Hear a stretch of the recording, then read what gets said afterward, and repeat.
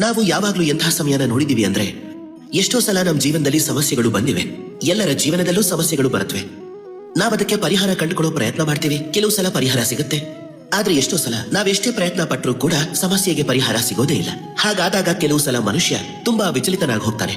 ತನ್ನ ಬಂಧು ಬಾಂಧವರು, ತನ್ನ ಮಿತ್ರರು, ಈ ಪ್ರಪಂಚ ಹೀಗೆ ಯಾರ ಮೇಲಾದ್ರೂ ತಪ್ಪನ್ನ ಹೊರಸ್ಬಿಡ್ತಾನೆ. ಇವರ ಕಾರಣದಿಂದಾನೇ ಸಮಸ್ಯೆ ಬಂತು ಅಂತ.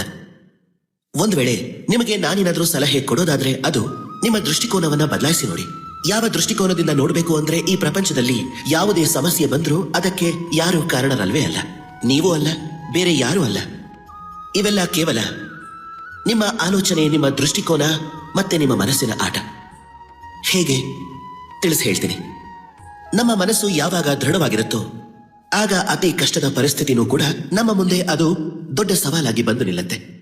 ಆದ್ರೆ ಈ ಮನಸ್ಸು ದುರ್ಬಲವಾಗಿದ್ರೆ ಒಂದು ಸಣ್ಣ ಕಷ್ಟದ ಪರಿಸ್ಥಿತಿನೂ ಕೂಡ ನಮಗೆ ದೊಡ್ಡ ಸಮಸ್ಯೆ ಆಗಿ ಹೋಗುತ್ತೆ.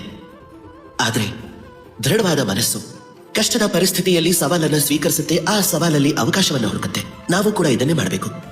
ಈ ಪ್ರಪಂಚದಲ್ಲಿ ಯಾರ ಮೇಲಾದ್ರೂ ತಪ್ಪನ್ನ ಹೊರಿಸೋದ್ರಿಂದ ನಿಮ್ಮ ಸಮಸ್ಯೆಗೆ ಪರಿಹಾರ ಸಿಗೋದಿಲ್ಲ.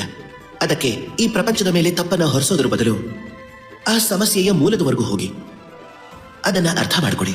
ಮತ್ತೆ ಈ ನಿಮ್ಮ ಮನಸ್ಸನ್ನ ಸದೃಢವಾಗಿಸ್ಕೊಳ್ಳಿ.